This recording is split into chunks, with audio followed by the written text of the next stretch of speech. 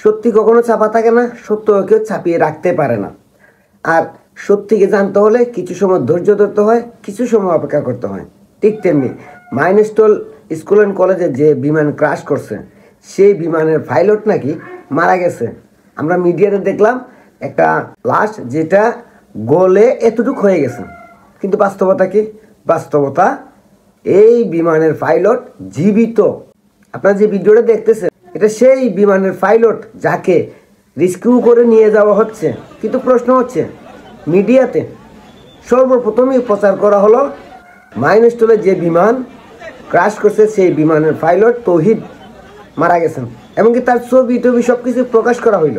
কিন্তু এই যে ভিডিওটা আপনারা দেখতেছেন, এইটা কিন্তু সেই তৌহিদের ভিডিও যাকে রেস্কিউ করে নিয়ে যাওয়া হচ্ছে। তাহলে প্রশ্ন হলো, বিমান ক্রাশ করার পর মিডিয়া কেন প্রচার করলো যে বিমানের পাইলট মারা গেছে? পাইলট তো জীবিত। এখন সে কোথায় আছে আমি জানি না, তবে জানলে অবশ্যই আবার আপনাদেরকে জানাবো। সত্য জানার চেষ্টা করবেন, সত্যকে বোঝার চেষ্টা করবেন, একটু অপেক্ষা করেন, সব সত্য সামনে বেরিয়ে আসবে। ধন্যবাদ।